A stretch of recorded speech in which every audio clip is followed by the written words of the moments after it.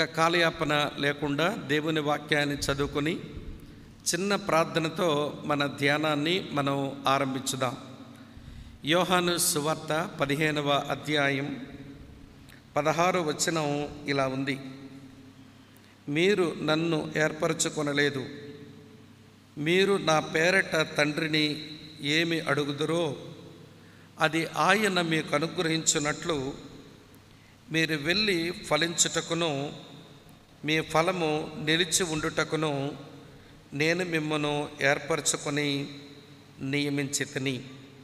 ప్రభు ఈ వచనం మన ధ్యానానికి ఆశీర్వదించునుగాక. మా ప్రియమైన తండ్రి, మీకు వందనాలు చెల్లిస్తున్నాము. ఈ భూమి మీద ఇంకా మేము సజీవులుగా ఉన్నాము అంటే అది కేవలము నీ విశేష కనికరము తప్ప మా శక్తి సామర్థ్యాలు కానే కావు అని ఒప్పుకుంటూ మీ సన్నిధికి మేము చేరి వస్తున్నాం. నీ దాసుని హృదయంలో మీరు పెట్టిన భారమును బట్టి సంఘము, విశ్వాసులు ఆధ్యాత్మికంగా వారు పురుగొల్పు నొందాలి అన్న ఆశతో వారు ఏర్పాటు చేసిన ఈ 3 దినాల విశ్వాస కూడికల్లో ఒక దినం మా మీద నుంచి దొర్లింది.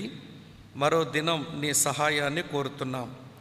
నీ వాక్యం వెల్లడగుట తోడనే వెలుగు కలుగును అని మీరు చెప్పారు కనుక నీ వాక్యం ఈ స్థలము నుంచి వెల్లడగుతూ ఉండగా అనేకుల హృదయాలలో మీరు వెలుగు పుట్టించమని, మెట్టుకుని సంకల్పాలు మా అందరి జీవితంలో నెరవేర్చమని, మహిమ ఘనత ప్రభావాలు మీకే ఆరోపిస్తూ మీ దీవెన కోరుతూ, అలాగనే నా వెనుక నీ పక్షంగా నిలబడనయున్న నీ దాసును కూడా మీరు బలపరిచి అభిషేకించి వాడుకునమని, మెట్టుకు ఈ మందిరములో మీరుంచిన మీ ఆత్మ సంచారం కొరకై మీకు స్తోత్రాలు చెల్లిస్తూ, మా సహోదర సహోదరులందరినీ పేరు పేరు వరుసన మీరు ఆశీర్వదించి దీవించి వర్ధిల్ల చేయమని యేసుక్రీస్తు వారి నామంలోనే స్తోత్రాలు చెల్లించి అడిగి వేడుకొని ప్రార్థిస్తున్నాము తండ్రి.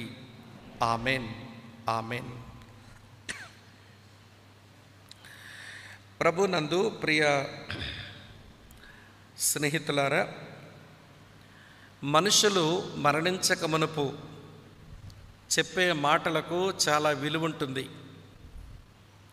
మనుషులు మరణించక మునుపు చెప్పే మాటలకు చాలా విలువుంటుంది. కారణం, ఆ మాటలు వారి అనుభవంలో నుంచి వస్తాయి. ఆ మాటలు వారి వెనుక వచ్చిన తరానికి ఏవో ప్రయోజనాన్ని చేకూరుస్తాయి. కనుక మనుషులు పలికే చివరి మాటలకు మనుషులు చాలా ప్రాధాన్యత ఇస్తారు. అలాగనే దేవుడు కూడా మనుషులు పలికే చివరి మాటలకు చాలా గౌరవం ఇచ్చాడు. మనుషుల సంగతి జ్ఞాపకం చేస్తాను. ఎవరైనా మరణించబోతున్నారనుకోండి, వారికున్న బంధుమిత్రాదులను పిలిపిస్తారు. ఎందుకు ఆ సమయంలో త్వరగా రమ్మని పిలుస్తారు అంటే, చనిపోబోయే వ్యక్తి యొక్క చివరి మాటలు వినడానికి. కనుక వచ్చేవారు వస్తారు, చనిపోయే వ్యక్తి చెప్పే చివరి మాటలు వింటారు. ఒకవేళ వాళ్ళు రావటం ఆలస్యం అయ్యింది, ఈలోగానే ఆ వ్యక్తి చనిపోయాడు అనుకోండి, అప్పుడు వచ్చినటువంటి వారు ఇలాగా శోకాలు పెట్టి ఏడుస్తూ ఉంటారు. ఉదాహరణకు, అమ్మగారు చనిపోయారు, కూతురు ఆలస్యంగా వచ్చింది. ఇప్పుడు చనిపోయిన అమ్మ మీద పడి ఎలా ఏడుస్తుందంటే, అమ్మా నాతో ఒక్క మాట అయినా చెప్పకుండా వెళ్ళిపోయావా అని ఏడుస్తుంది. ఎందుకంటే అమ్మ యొక్క చివరి మాట ఈ అమ్మాయికి కావాలట. మంచి కూతురు అయితే అమ్మ యొక్క చివరి పలుకులు నా చెవిట్లో పడితే బాగుండును అని అనుకుని ఏడుస్తుంది. కొంతమంది పాడు కూతుర్లు ఉంటారు, ఈవిడ కూడా ఏడుస్తుంది. ఎందుకు ఏడుస్తుందనంటే, అవే మాటలు, అమ్మ ఒక మాట అయినా చెప్పకుండా వెళ్ళిపోయావా అని. ఏ మాట చెప్పాలి అంటే, ముక్కులోని ఎక్కడ పెట్టిందో, చెవిలోని ఎక్కడ పెట్టిందో, మెడలోని ఎక్కడ పెట్టిందో, ఒక ముక్కైనా చెప్పకుండా పోయింది, మొదనష్ట ముసలిది అని ఏడుస్తూ ఉంటుంది. సరే, మంచి కూతురికి చివరి మాటలు కావాలి, చెడ్డ కూతురు కూడా చివరి మాటలు కావాలి. కొడుకులైన అంతే. తండ్రి చచ్చిపోతున్నాడు అనుకోండి, నాన్న ఒక మాట అయినా నువ్వు నాతో చెప్పకుండా వెళ్ళిపోయావని ఏడుస్తాడు. అదే పాడు కొడుకు అనుకోండి, నాన్న ఒక మాట అయినా చెప్పకుండా వెళ్ళిపోయావా అని ఏడుస్తాడు. కానీ వీడేడుపు ఎందుకంటే దస్తావేజులు ఎక్కడ పెట్టాడో, ఎవరికి ఎంత డబ్బులు అప్పిచ్చాడో, ఎక్కడెక్కడ డబ్బు దాచాడో ఒక మొక్కైనా చెప్పకుండా పోయాడు ఈ ముసలోడు అని ఏడుస్తాడన్నమాట. సరే, మంచోళ్ళకైనా చెడ్డోళ్ళకైనా మరణించబోయే వ్యక్తి దగ్గర నుంచి చివరి మాటలు వినడం చాలా ప్రాముఖ్యమైన మనుషులు ఎంచుతాం కదా. దేవుడు కూడా మనుషులు పలికిన చివరి మాటలకు ఎంత గౌరవం ఇచ్చాడో బైబిల్ దానికి సాక్ష్యమిస్తుంది. ఉదాహరణకు మీరు ద్వితోపదేశ కాండం మీరు గమనిస్తే ప్రియులారా, ఆ చివరి అధ్యాయాల్లో మోషే పలికిన చివరి మాటలు ఇశ్రాయేలు ప్రజల కొరకు ఉంటాయి. ఆ మాటలన్నీ కూడా పరిశుద్ధాత్మ దేవుడు భలే చక్కగా గ్రంథస్థం చేశాడు. అవన్నీ మనం ద్వితోపదేశ కాండం 33వ అధ్యాయంలో చూస్తాం. ఇది మోషే ఇశ్రాయేలు ప్రజల కొరకు పలికిన చివరి మాటలు. అలాగనే ఆదికాండం 49వ అధ్యాయం అనుకోండి, యాకోబు తన కుమారుల కొరకు పలికిన చివరి మాటలు. ఇట్లా బైబిల్లో చివరి మాటలకు ఒక విశేషం ఉంది అని చెప్పడానికి ఉపోద్ఘాతంగా ఈ మాటలు చెప్తున్నాను. సరే, ఇప్పుడు నేను చెప్పబోయే సంగతి ఏంటనంటే, యోహాను సువార్త 13వ అధ్యాయం దగ్గర నుంచి యోహాను సువార్త 17వ అధ్యాయం వరకు, అంటే మన ప్రభు అయిన యేసుక్రీస్తు వారు ఆయన గెత్సెమనే తోటకు వెళ్ళి ఆ రాత్రి ఆయన అప్పగించబడక మునుపు వరకు తన శిష్యులతో పలికినటువంటి చివరి మాటలు అవి చాలా ప్రాముఖ్యతను సంతరించుకున్నాయి. ఆ చివరి మాటలకు మేడగది సంభాషణ, అప్పర్ రూమ్ డిస్కోర్స్ అని అన్నారు. 13వ అధ్యాయం దగ్గర నుంచి మన 17వ అధ్యాయం ఆయన ప్రార్థన వరకు తన శిష్యుల ముందు తన ప్రభు చెప్పిన మాటలు చాలా విశేషమైన మాటలు ప్రభు చెప్పాడు. ఇక వీరిని విడిచిపెట్టి నేను వెళ్ళిపోబోతున్నాను, తర్వాత వీరు ఎలా జీవించాలి, ఈ భూమి మీద ఎలాగ వీరు ఒకరితొకరు బ్రతకాలి, వీరు ఎలాగ నా తండ్రి యొక్క చిత్తాన్ని వీరు నెరవేర్చాలి, వీరు ఎలాగన నా సువార్తను ప్రపంచమంతటికి వీళ్ళు తీసుకుని పోవాలి, ఒక గొప్ప దర్శనంతో, గొప్ప భారంతో, గొప్ప ఆశతో ఆయన నియమించుకున్నటువంటి ఏర్పరచుకున్న ఆ శిష్యులకు ప్రభు చెప్పిన చివరి మాటలే యోహాను సువార్త 13వ అధ్యాయం నుంచి 17వ అధ్యాయం వరకు. అందులో ఒక కీలకమైన మాట ఈ సభలకు ముఖ్యవచనమైంది, ఈ విశ్వాసుల సదస్సుకు ముఖ్యవచనమైంది. అదే యోహాను సువార్త 15వ అధ్యాయం 16వ వచనం. ప్రభు అప్పగించబడక మునుపు, అనగా ప్రభు మరణించక మునుపు తన శిష్యులతో ఆయన చెప్పుకున్న ఈ మాట ఈరోజు ఈ 3 దినాలకు అందులోంచి మనకు కొన్ని సందేశాలు వినబడనై ఉన్నాయి. ఇప్పటికే 3 సందేశాలు విన్నాం. ఈరోజు ఈ పూట మరొక సందేశం వినడం ఆరంభిస్తున్నాం. సరే, అటువంటి ముఖ్య వచనంలోంచి ఈ పూట నేను మీకు చెప్పాలి అనుకున్న సంగతి ఏంటనంటే, దేవుని లేక యేసుని ఏర్పాటులో మనం ఎవరం అది ముందు మనకు తెలియాలి. యేసుని ఏర్పాటులో మనం ఎవరం ఇది ముందు మనకు తెలియాలి. నిన్నటి రోజున మనం ఎందుకు ఏర్పరచబడ్డామో, పరిశుద్ధంగా జీవించే జనము గుండేందుకు, మనం ప్రభు కొరకు ఫలమును ఫలించేందుకు, అలాగనే ప్రభు యొక్క పరిచర్య చేసేందుకు మనము ఏర్పరచబడ్డాము అని అన్న నిన్నటి రోజున మీకు సందేశం ఇచ్చారు. నేను ఈ పూట మీకు చెప్పనయ్యున్న సందేశం ఏంటనంటే, అసలు యేసుని ఏర్పాటులో మనం ఎవరం అది మనకు అర్థమైందా అన్నదే నా ప్రశ్న. ప్రియులారా, యేసుని ఏర్పాటులో మనం ఎవరమో మనకు అర్థమైతే మనకున్న ఆధిక్యతలు అర్థమవుతాయి, మనకున్న బాధ్యతలు మనకు అర్థమవుతాయి. మనం నమ్మిన దేవుడు మనకు ఆధిక్యతలనిచ్చేవాడు, అలాగనే బాధ్యతలు కూడా ఇచ్చేవాడు. ఆధిక్యతలను అనుభవించాలి, బాధ్యతలను భరించాలి. చాలామందికి ఎట్లుంటుందంటే, ఆధిక్యతలు ఎంత బాగా అనుభవిస్తారు కానీ బాధ్యతలు భరించాలంటే చాలా కష్టం. అందుకే ఒక దేవుని సేవకుడు ఇలాగ అన్నాడు, ఆధిక్యతలను అనుభవించి బాధ్యతలను విస్మరించేవాడు బరితిగించినోడు అన్నాడు. వీళ్ళకి ఎంతసేపు ఆధిక్యతలే కావాలి కానీ బాధ్యతలు వీళ్ళకి అక్కరలేదు, ఇలాంటి వారు బరితిగించిన క్రైస్తవులు అన్నాడు. మరొక మాట ఆయన ఏమన్నాడంటే, బాధ్యతలు మాత్రమే మా మీద పడ్డాయి, మాకు ఏ ఆధిక్యత లేదు, ఏ భాగ్యము లేదు అనుకుని బ్రతుకుతున్న వారు బానిస బతుకుతుంటారు అన్నాడు. మనం బానిసలము కాకూడదు, అలాగనే బరితెగించిన వాళ్ళం కూడా కాకూడదు. యేసుక్రీస్తునందు మనం ఒక సమతౌల్యమైన జీవితం, ఒక బ్యాలెన్స్డ్ లైఫ్ మనం కలిగి ఉండడం కొరకు యేసులో మనం ఎవరం, ఆయన ఏర్పాటులో మనం ఎవరం తెలిస్తే, ఆ ఏర్పాటులో ఆయన మనకిచ్చిన ఆధిక్యతలేంటి, ఆ ఏర్పాటులో మన మీద పడిన బాధ్యతలేంటి వినండి. ఆధిక్యతలను అనుభవించినప్పుడే, బాధ్యతలు మనం భరించినప్పుడే మన ఏర్పాటులో ఉన్న ఆయన ఉద్దేశాన్ని మనం నెరవేర్చిన వ్యక్తులుగా మనం మిగులుతాం. కనుక యోహాను సువార్త 15వ అధ్యాయం మాత్రమే నేను ఆధారంగా చేసుకొని యేసులో లేక యేసుని ఏర్పాటులో మనం ఎవరమో నేను మీకు చూపగోరుతున్నాను. రండి, ఒక్కొక్క సంగతిని దేవుని వాక్య వెలుగులో మనం చూద్దాం. యోహాను సువార్త 15వ అధ్యాయం నేను చదువుతున్నాను, చూడండి ఈ మంచి మాట. యోహాను సువార్త 15వ అధ్యాయం ఇలా రాసి ఉంది ప్రియులారా, చదువుతున్నాను 5వ వచనం. ద్రాక్షావల్లిని నేను, తీగెలు మీరు.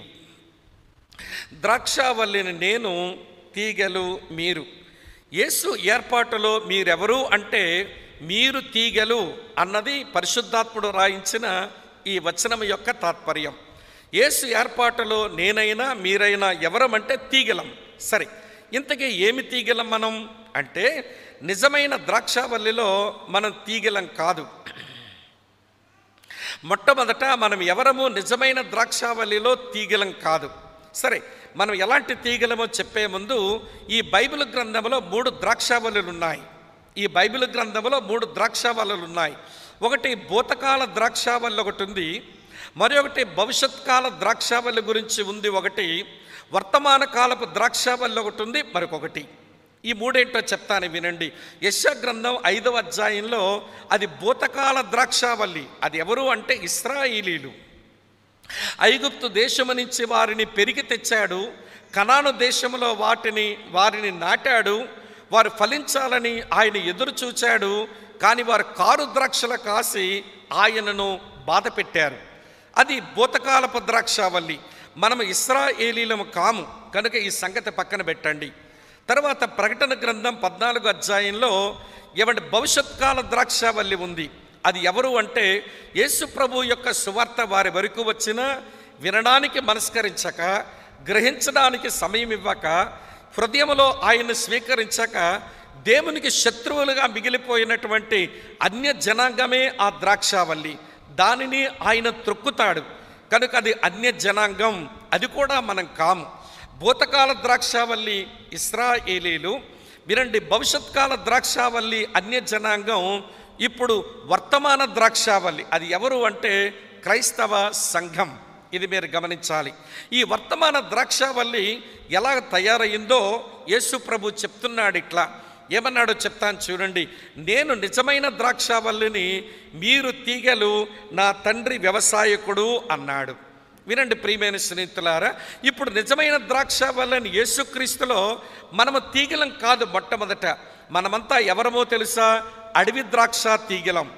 ఈ అడవి ద్రాక్ష తీగలని వ్యవసాయం చేసే వ్యవసాయదారుడు దానికి ఉండడు, సేద్యం చేసే సేద్యగాడు దానికి ఉండడు, దాని కాపలా కాసే తోటమాలి దానికి ఉండడు. ఆ కారణం చేత ఈ అడవి ద్రాక్ష తీగలు ఇష్టం వచ్చినట్టుగా పెరుగుతూ ఉంటాయి. ఇక్కడ కూర్చున్న మనమంతా ఒకప్పుడు అడవి ద్రాక్ష తీగలమే. ఎవడు ఇష్టానుసారంగా వాడు జీవిస్తూ వచ్చాం. మన మనసుకు ఏది బుద్ధి పుడితే ఆ బుద్ధిని అనుసరిస్తూ ప్రవర్తిస్తూ వచ్చాం. ఈ లోకంలోని వ్యర్థతను అనుసరిస్తూ మనం బ్రతుకుతూ వచ్చాం. మన జీవితం ఎంత చీకటో నిన్నటి రోజున అన్న విజయుడు గారు మీతో పంచుకున్న విషయాలు మీ జ్ఞాపకానికి తెచ్చుకోండి. అయితే అడవి ద్రాక్ష తీగ లాంటి నన్ను, అడవి ద్రాక్ష తీగ లాంటి మిమ్మల్ని, మెట్టుకు మనలందరినీ కూడా ఆ పరమతండ్రి, ఆ వ్యవసాయకుడు నిజమైన ద్రాక్షావల్లితో ఆయన అంటుకట్టాడు. ఇది మన ఆధిక్యత. నిజమైన ద్రాక్షావల్లిలో అంటుకట్టబడ్డం అనేది ఇది మన ప్రివిలేజ్, ఇది మన ఆధిక్యత. ఎలాగంటుకట్టాడు ఆయన? మీరు నర్సరీస్లో మీరు గమనిస్తే చెట్ల మధ్య పనిచేసే వాళ్ళని గమనించండి. ఏదైనా ఒక చెట్టును మరొక చెట్టుకు అంటుకట్టాలి అని అంటే ఏ చెట్టునైతే అంటుకడుతున్నారో దాన్ని చెక్కుతారు, ఏ చెట్టుతోనైతే దాన్ని అంటుకడుతున్నారో దాన్ని కూడా చెక్కుతారు. ఈ ఎక్కడైతే అవి చెక్కబడ్డాయో రెండు ఒక దగ్గరకు తీసుకుని వచ్చి దాని మీద గ్లూ, ఒక బంక వేసి దాన్ని అంటుకడతారు. ప్రియులారా, పరమతండ్రి అయిన వ్యవసాయదారుడైన ఆ దేవుడు తన కుమారుడైన యేసుక్రీస్తు, నిజమైన ద్రాక్ష వల్లైన తన కుమారుడిని శిలువ మీద అంటుకట్టబడ్డం కొరకు, దౌర్భాగ్యులము, అడవి ద్రాక్ష తీగ లాంటి మనలందరినీ ఆయనతంటు కట్టడానికి తన కుమారుడిని ఆ తండ్రి కోసేసుకున్నాడు శిలువ మీద. ఇది ముందు మనకు అర్థం కావాలి. ఎలా కోసేశాడట? 129వ కీర్తనలో ఇలా రాసి ఉంటుంది. మీ కొరకై చదువుతున్నాను చూడండి.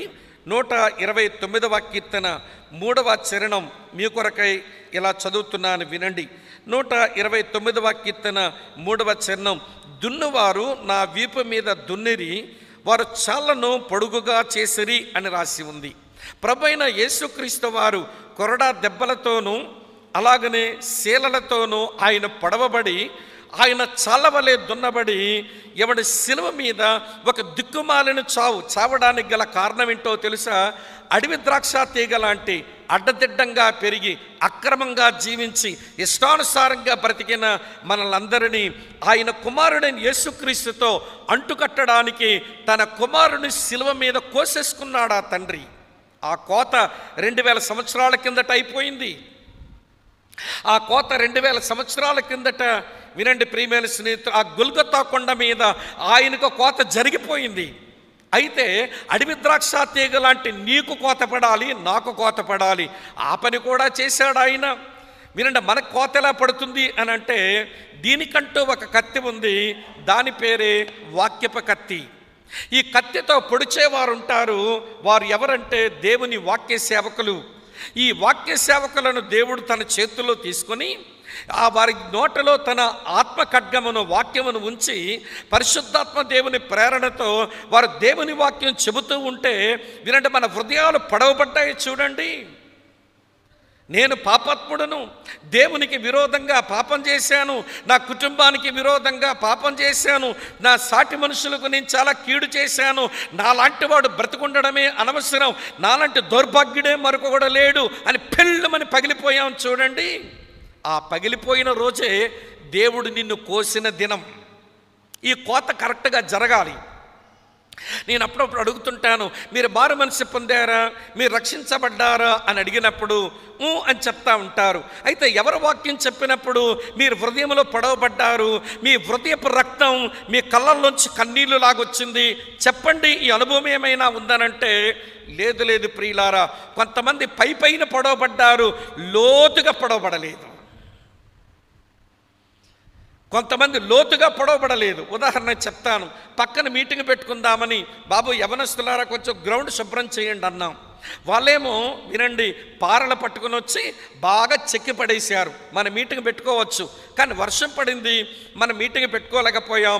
3 నెలల తర్వాత మళ్ళీ మీటింగ్ పెట్టుకుందామని ఆ స్థలానికి వెళ్తే ఇదివరకు గడ్డి ఎలా ఉందో అలానే మొలిచి ఉంది. యవనస్తులను అడిగాం, ఏమయ్యా బాబు చెక్కమని చెప్పాం కదా, మీరు చెక్కారా లేదంటే అదే మాటన్నా, మేము బాగా చెక్కాము ఈ గడ్డంతటినీ, కానీ మళ్ళీ మొలిచేసిందన్నా అన్నారు. ఎందుకు మొలిసిందంటే దీనికి పై చెక్కుళ్ళు చెక్కాము, దాని దుంప తెగలేదు, అందుకనే మళ్ళీ వచ్చేసింది గడ్డి. ఈరోజు చాలామంది మారు మనసు రక్షణ అనుభవాలు చూసినప్పుడు వారు లోతుగా పొడవబడలేదు. వారి మారు మనసు, వారి పశ్చాత్తాప అనుభవాలు అవి సరైనగా లేవు. మరో మాటలో చెప్పాలంటే వీళ్ళు దుంపలు తెగలేదు. ఆ కారణం చేత మారు మనసు పొందకముందు ఎట్లున్నారో, మారు మనసు పొంది కొద్ది రోజులు మాకు చలి భలే దేవదూతల్లా కనబడ్డారు, మళ్ళీ కొద్ది రోజులు అయ్యాక పాత దెయ్యం కంటే ఇది కురివి దెయ్యంలా బ్రహ్మరాక్షసులా కనబడుతుంది. అరే మళ్ళీ పాత దెయ్యమే కనబడిందేంటి అని అనుకుంటే పై చెక్కుళ్ళు చెక్కుకున్నారు, వీళ్ళు దుంప తెగలేదన్నమాట. అర్థమవుతుంది అనుకుంటున్నాను. కానీ ఈ ఉదయకాల సమయంలో ఆలోచించండి, అడవి ద్రాక్ష తీగ లాంటి నన్ను మనలందరినీ తన కుమారునితో అంటుకట్టుకోవాలి అని ఆశించిన దేవుడు తన కుమారుని గొల్గొతా కొండ మీద కోసేశాడు. ఒక సేవకుని ద్వారా, ఆయన నోట నుంచి వచ్చిన వాక్యం ద్వారా నీ హృదయాన్ని ఆయన కొయ్యాలి. ఈ కోత జరిగిందా అన్నదే ప్రాముఖ్యత. ఈరోజు ఇలాంటి విశ్వాసుల కూడికల్లో లోతుగా పరిశీలన చేసుకోవలసిన విషయం, ఎవరు వాక్యం చెప్పగా నా పాపముల విషయమై నేను ఒప్పించబడ్డాను, ఏ వాక్యం వినబడగా దేవుని యందల నా లోపల విశ్వాసం జనించింది, నేను నా పాపాల విషయమై పశ్చాత్తాపడి దేవుని పాదాల దగ్గర పగిలిపోయినా నేను అనేది మనం ఇలాంటి కూడికల్లో ఆలోచించుకోకపోతే ఒక రోజున మోసపోతాము, ఒక రోజున భంగపడతాము, రక్షించబడ్డాను అనుకునే మనం దగాపడేటువంటి దుర్దినాలు మన ముందు ఉంటాయి. కాబట్టి అక్క, చెల్లి, తమ్ముడు అన్న వినండి. కనుక వ్యవసాయదారుడైన పరమ తండ్రి నిజమైన ద్రాక్షావల్లి అనబడిన తన కుమారునిలో అడవి ద్రాక్షా తీగల లాంటి మనల్ని అంటుకొట్టే పని ఆయన చేశాడే, అంటుకట్టుకున్నాడే. అదే మనకు ఆధిక్యత. నేను ద్రాక్షావల్లిని, మీరు తీగలు, నా ఏర్పాటులో మీరు తీగలు అన్నాడు. కనుక వినండి ప్రియమైన స్నేహితులారా, మరి ఈరోజు ఆయనలో తీగలమేనా, ఆయనతో అడ్డుకట్టబడ్డామా? ఈ ప్రివిలేజ్, ఈ ఆధిక్యత మనకు అర్థమై, ప్రభు అడవి ద్రాక్ష తీగలాంటి నన్ను, నీ కుమారునిలో నన్ను అంటుకట్టావు, నీ కుమారుడు కూడా నన్ను స్వీకరించినాడు, నీ కుమారుని యందు నీవు కూడా నన్ను అంగీకరించినావని ఆరాధించడం మన ఆధ్యాత్మిక అనుభవంలో ఉందా అన్నదే ఒక గంభీరమైన ప్రశ్న. అక్కడతో ఆగండి. ఆధిక్యత మనకు అర్థమైంది, మరి బాధ్యత ఏమిటి? ప్రియమైన తీగలకు ఒక 2 బాధ్యతలు ఉన్నాయి. ఆధిక్యత ఏమో అంటుకట్టబడ్డం, బాధ్యత ఏంటో తెలుసా? చదువుతున్నాను చూడండి. యోహాను సువార్త 15వ అధ్యాయం. యోహాను సువార్త 15వ అధ్యాయం నేను చదువుతున్నాను ప్రియులారా, చూడండి మంచి మాట. ఇలా వ్రాసి ఉంది 4వ వచనంలో. యోహాను సువార్త 15వ అధ్యాయం 4వ వచనం. నా యందు నిలిచి ఉండండి, మీ యందు నేనును నిలిచి ఉందును. తీగ బాధ్యత ఏమిటి అంటే, నేను నిన్ను అంటుకట్టాను నా కుమారులలో, నిజమైన ద్రాక్షావల్లిలో నీవు నిలిచి ఉండు. ప్రియులారా, కొంతమంది అంటుకట్టబడతారు కానీ నిలిచి ఉండలేరు. కొంతమంది అంటుకట్టబడతారు కానీ వారు నిలిచి ఉండలేరు. ఇప్పటికే ఒక తీగ కత్తిరించబడిపోయింది. ఈ 12 మందిలో వినండి, ఒకడు అప్పటికే వెళ్ళిపోయినాడు. జాగ్రత్త వినండి ప్రియులారా. ఇవ్వండి, అంటుకట్టబడిన నీవు నిలిచి ఉండాలి. ఎట్లా నిలిచి ఉండగలుగుతాము నేను చూపిస్తాను రండి. ఒక మంచి మాట, రోమీలకు రాసినటువంటి పత్రిక 11వ అధ్యాయం 20వ వచనం. రోమీలకు రాసిన పత్రిక 11వ అధ్యాయం 20వ వచనం చూడండి. మంచిది, వారు అవిశ్వాసమును బట్టి విరిచివేయబడిరి, నీవైతే విశ్వాసమును బట్టి నిలిచి ఉన్నావు, గర్వింపక భయపడము. ప్రభునందు ప్రియమైన స్నేహితులారా, వినండి, ఇక్కడ ఇశ్రాయేలు ప్రజలను ఉదహరిస్తున్నాడు అపోస్తలుడైన పౌలు.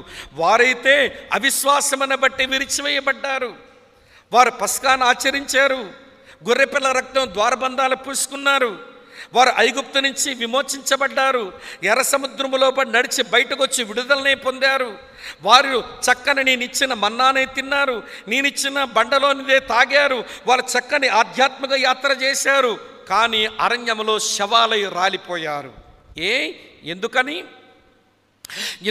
అని అంటే అర్థం ఏంటో తెలుసా ప్రియులారా? వినండి, ప్రభువునందు వారి యొక్క విశ్వాసములో వైఫల్యం. ఏమిటి వారి విశ్వాసములో వైఫల్యం అంటే, దేవుడు ఉన్నాడని నమ్మరా? నమ్మారు.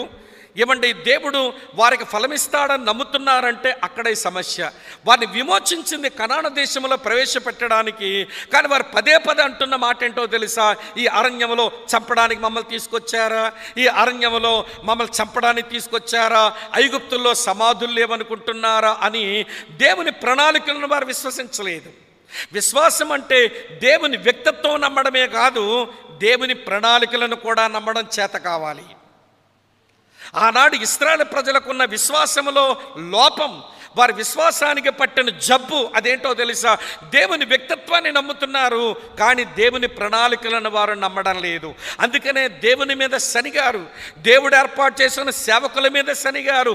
అరణ్యములో వారు శవాలై రాలిపోతున్నారు. అరణ్యం ఒక శ్మశాన వాటికైపోయింది. మోషే నడిపింపులో వారు ప్రయాణం చేసిన అరణ్యం ఒక శ్మశాన వాటికగా మారిపోయింది ఆ రోజుల్లో. నేను మాట మీకు ఎందుకు జ్ఞాపకం చేస్తున్నానో తెలుసా? పౌలు భక్తుడు అంటున్నాడు, వారైతే అవిశ్వాసము చేత విరిచివేయబడ్డారు, మీరైతే విశ్వాసమును బట్టి నిలిచి ఉన్నారు, గర్వించక భయపడుతూ బతకండి అన్నాడు. కనుక నిలిచి ఉండడం ఎలా సాధ్యపడుతుందనంటే ఒకే ఒక్క మాట వినండి, విశ్వాసమును బట్టి నిలిచి ఉండగలం. ఈ రోజున క్రైస్తవులకు అన్ని విషయాల్లో భలే శ్రద్ధ ఉంటుంది, కానీ ప్రభువు మీద వారు నిలిపిన విశ్వాస విషయమై సరైన శ్రద్ధ వహించక మన విశ్వాసానికి జబ్బు పట్టినా పెద్ద పట్టించుకోము, మన విశ్వాసం అణగారిపోతున్నా పెద్ద పట్టించుకోము, మన విశ్వాసం అభివృద్ధి చెందకపోయినా పెద్ద పట్టించుకోము, మన విశ్వాసం కాస్త అల్ప విశ్వాసం అయిపోతున్నా పెద్ద పట్టించుకోము, మన విశ్వాసం ప్రభు ఆశించిన గొప్ప విశ్వాసం స్థాయికి రాకుండా స్తంభించిపోయినా పెద్ద మిగిలినవన్నీ పట్టించుకుంటాం. ఒంటికి జబ్బులు వచ్చే పట్టించుకుంటాం, ఇంటిలో ఆర్థిక వనరులు లేవు పట్టించుకుంటాం, ఎదురవుతున్న సమస్యలు పట్టించుకుంటాం, కానీ అన్నిటికీ ప్రధానమైన ఈ విశ్వాసమును గూర్చిన పట్టింపే నేటి క్రైస్తవ్యానికి లోపిస్తూ ఉంది. అందుకనే భక్తులకు హెచ్చరిక చేశాడు. హెచ్చరిక చూపిస్తాను చూడండి. హెబ్రీలకు రాసిన పత్రిక 3వ అధ్యాయం 12వ వచనములో ఇలా ఉంది. హెబ్రీ పత్రిక 3:12 చూడండి. సహోదరులారా, జీవము గల దేవుని విడిచిపోవునట్టి విశ్వాసము లేని దుష్ట హృదయం మీలో ఎవని అందైనను ఒకవేళ ఉండునేమో అని జాగ్రత్తగా చూసుకోండి. ప్రియ అక్క, ప్రియ చెల్లి, తమ్ముడు, అన్న, వినండి. అడవి ద్రాక్ష తీగల్లాంటి మనల్ని పరమతండ్రి అయిన వ్యవసాయదారుడు నిజమైన ద్రాక్షావల్లి అనబడిన తన కుమారునితో అంటుకట్టాడు. ఆయనలో అంటుకట్టబడ్డం, ఆయనతో అంటుకట్టబడ్డం ఇది మనకు దేవుడిచ్చిన భాగ్యం. అయితే అదే సమయంలో మన బాధ్యత ఏంటనంటే విశ్వాసముతో ఆయనలో నిలిచి ఉండడం. ఇది మన బాధ్యత. ఈ రోజున విశ్వాసుల సదస్సులో ఒక మంచి విశ్వాసిగా క్రీస్తులో అంటుకట్టబడ్డాను, విశ్వాసముతో నేను ఆయన నిలిచి ఉండాలి అనేటువంటి ఆరాటం, అలాంటి ప్రియుల ఆశ దేవుని పిల్లలమైన మనకు తప్పనిసరి. ఒకవేళ ఈ ఆశ లేకపోతే, విశ్వాసముతో నువ్వు ఆయన నిలిచి ఉండకపోతే నువ్వు బాధ్యతను విస్మరించిన ఒక వ్యక్తిగా కనబడతావు. కనుక ఆయన ఏర్పాటులో నీవు తీగవు, మనమంతా తీగలం. మన బాధ్యతను మనం విస్మరించి బ్రతకూడదు. ఇది ఒక బాధ్యత. రెండో బాధ్యత ఏమన్నాడో చూపిస్తాను చూడండి. ఇదే యోహాను సువార్త 15వ అధ్యాయం 8వ వచనంలో, ఇదే యోహాను సువార్త 15వ అధ్యాయం 8వ వచనంలో, మీరు బహుగా ఫలించుట వలన నా తండ్రి మహిమపరచబడును అన్నాడు. ఈ వచనం, ఈ మాట మనకేమి నేర్పిస్తుందనంటే మీ మీద ఉన్న మరో బాధ్యత ఏంటో తెలుసా? మీరు ఫలించాలి. ప్రభునందు ప్రియమైన స్నేహితులారా, ఈ వచనం నాకు బాగా ఇష్టమైన వచనం. నిన్న ప్రకాశన్న కూడా దారిలో మేము మాట్లాడుకున్నాం. ఈ వచనం రోమాపత్రిక 7వ అధ్యాయం 4వ వచనంలో ఉంటుంది. చదువుతాను చూడండి. కావున నా సహోదరులారా, మనము దేవుని కొరకు ఫలమును ఫలించినట్లు మృతులలో నుండి లేపబడిన క్రీస్తు అని వేరొకని చేరుటకై మీరును ఆయన శరీరము ద్వారా ధర్మశాస్త్రం విషయమై మృతులైతిరి అన్నాడు. నా సహోదరులారా, మన దేవుని కొరకు ఫలమును ఫలించినట్లు మృతులలో నుంచి లేపబడిన వేరొకరిని చేరుకున్నాం, కొత్త పురుషుడిని చేరుకున్నాం. మన పాత పురుషుడు, వినండి ప్రియులారా, చేదైన ఫలాలే పండించాడు. అదే మన ప్రాచీన స్వభావం, అదే మన పాప పురుషుడు, అదే మన యొక్క ప్రాచీన స్వభావం. దాంట్లో నుంచి ప్రియులారా మనం చేదైన ఫలాలే దేవునికి అందించాం. కానీ దేవుడిప్పుడు మనల్ని క్రీస్తులో అంటుకట్టిన కారణం చేత ఇప్పుడు మనం దేవుని కొరకు ఫలమును ఫలించాలి. ఆ ఫలాల సంగతి మధ్యాహ్నంలో ఒక ప్రాక్టికల్గా ఒక వర్తమానం చెప్పినప్పుడు మీతో చెబుతాను. కానీ ఇప్పుడు అయితే మన బాధ్యత ఏంటో తెలుసా? తీగలగా నేను ఆయనలో నిలిచి ఉండాలి. నేను తీగగా నేను ఆయనలో ఉండి ఫలించాలి. నేను దేవుని కొరకు నేను ఫలమును ఫలించాలి. ఆ దేవుడు తన కుమారునిలో నన్ను ఐక్యం చేశాడు, ఆయనలో నన్ను అంటుకట్టాడు. ఆయనలోంచి వచ్చిన జీవపు జిగురు, ఆయనలోంచి వచ్చిన శాప్, ఆయనలోంచి వచ్చిన జీవాన్ని, వినండి, ఆ ద్రాక్షవల్లి నాలోనికి పంపు చేస్తూ ఉంటుండగా ఆ జీవాన్ని తీసుకొని నేను ఆయన కొరకు నేను ఫలించాలి. ఇది నా బాధ్యత. కనుక యేసుని ఏర్పాటులో మీరెవరు అంటే మనమంతా చెప్పవలసిన మాట, ఆయన ఏర్పాటులో మేము తీగలము, మేము ఆయనలో అంటుకట్టబడ్డం. ఈ దేవుడు మాకిచ్చిన భాగ్యం. మేము ఆయనలో నిలిచి ఉండి ఆయన కొరకు మేము ఫలించడం, ఇది మా బాధ్యత అనే విషయం మనం విస్మరిస్తే మన మూలవాక్యం మనకింకా సరిగా అర్థం కాలేదు అని చెప్పాల్సి ఉంటుంది. ఇంతకంటే వివరించలేను, ఇంకొక తలంపులోనికి వెళతాను. కొంచెం కిందికి రండి. అదే యోహాను సువార్త మళ్ళీ 15వ అధ్యాయం 8వ వచనం చదువుతాను చూడండి. మీరు బహుగా ఫలించుట వలన నా తండ్రి మహిమపరచబడును. ఇప్పుడే చదివేశాను, అది నేను చెప్పడం లేదు ఇప్పుడు. తర్వాత చూడండి, ఇందుకు వలన మీరు నా శిష్యులగుదురు అన్నాడు. నేను ద్రాక్షావల్లిని, మీరు తీగలు, నా ఏర్పాటులో మీరు తీగలు అన్నాడు మొదటి మాట. రెండో మాట ఏమంటున్నాడో తెలుసా? మీరు నా ఏర్పాటులో మీరు శిష్యులు, నేను మీకు గురువును అన్నాడు. నా ఏర్పాటులో మీరు నా శిష్యులు అన్నాడు. ప్రియులారా, ఆయన భూమి మీద ఆయన పరిచర్య ఆరంభించినప్పుడు పరలోక రాజ్యం సమీపించి ఉంది, సువార్తను నమ్మండి, నన్ను వెంబడించండి, మిమ్మల్ని మనుషుల పట్టు జాలర్లుగా చేస్తాను అని ఆ శిష్యులకు పిలుపునిచ్చి ఏనండి తను వెంబడించే వాళ్ళగా చేసుకున్నప్పుడే వినండి, ఆయన శిష్యులకు ఉండడానికి ఆయన ఇచ్చిన పిలుపుంది చూడండి. ఈ పిలుపే మనకు దొరికిన ఆధిక్యత.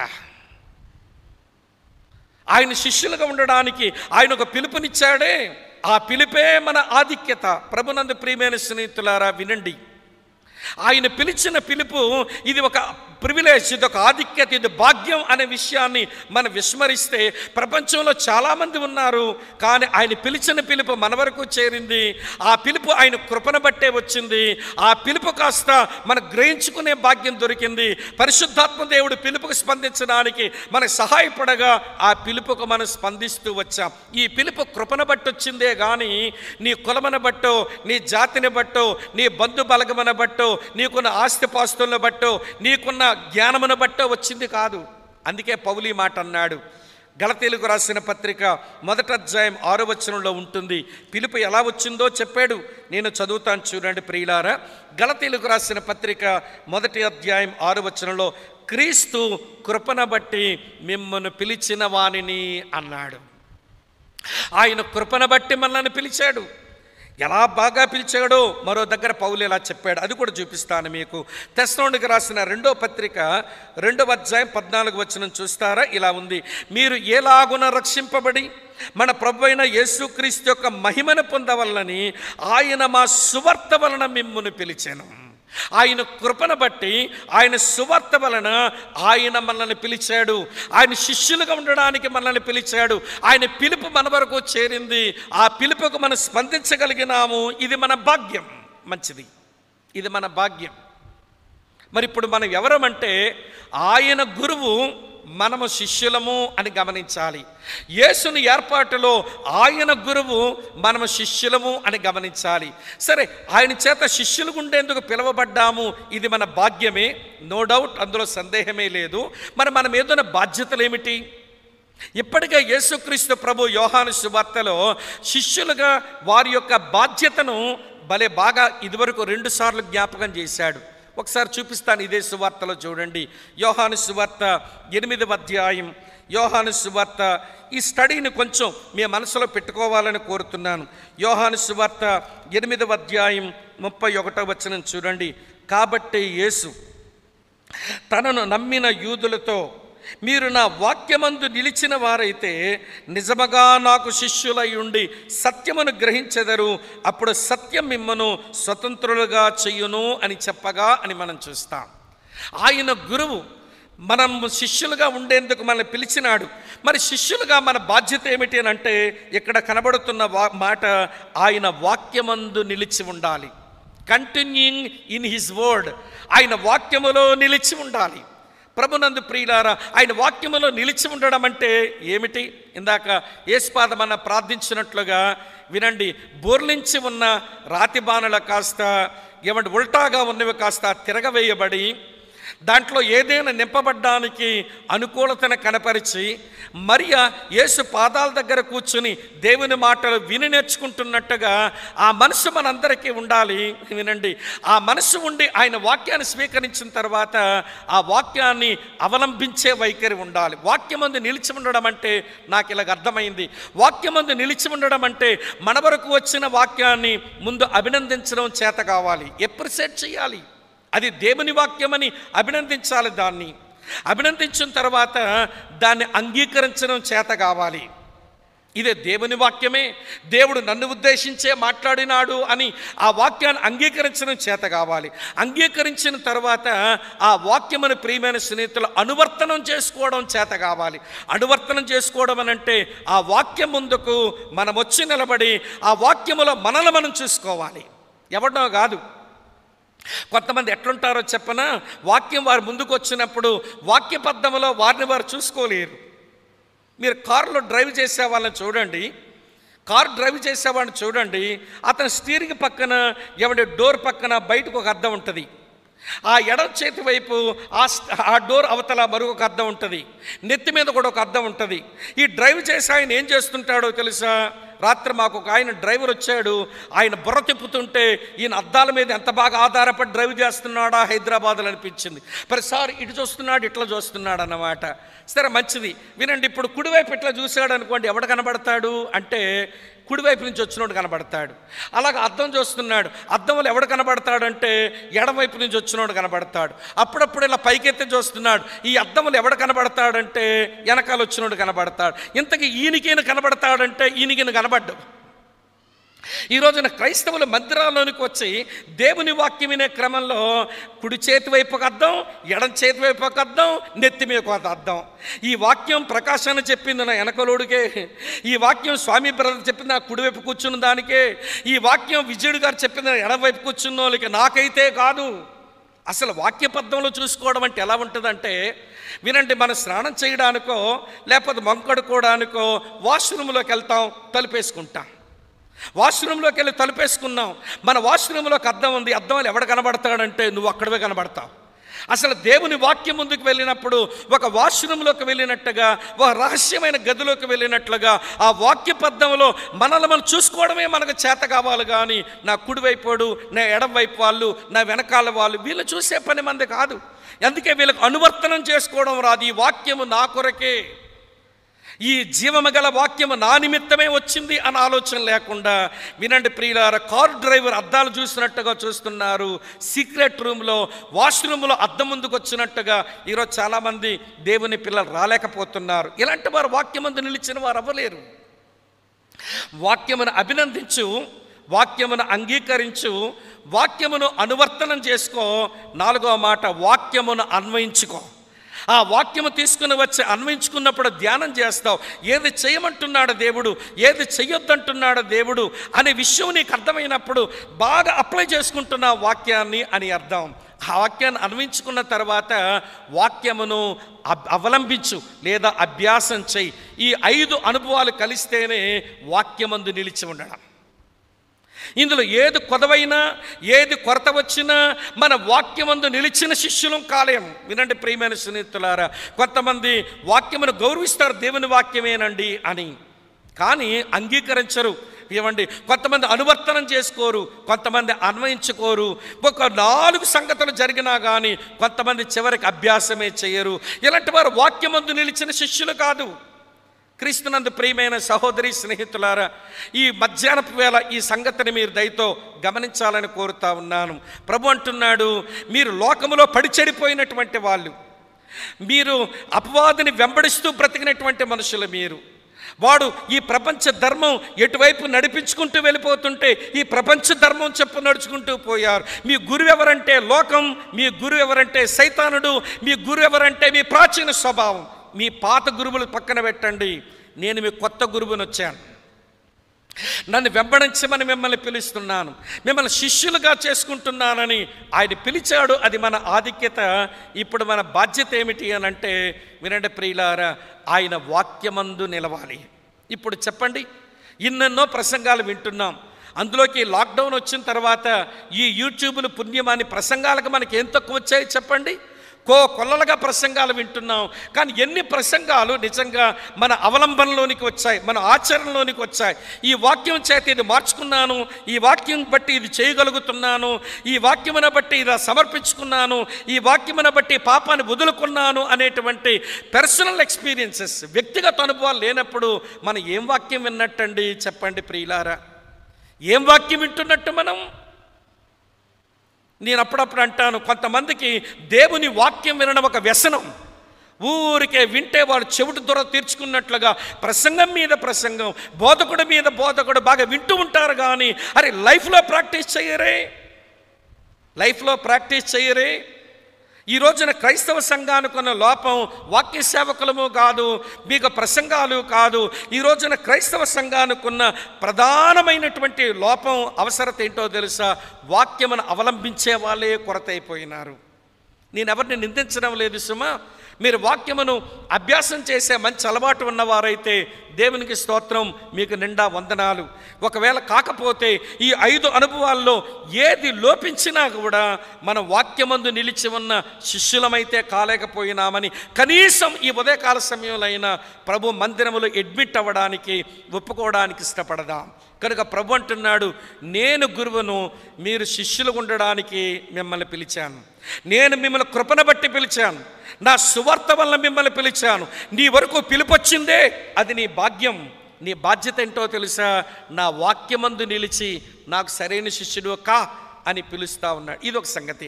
రెండో సంగతి, ఇదే యోహాను సువార్తలో మరో మాట చెప్తాను రండి.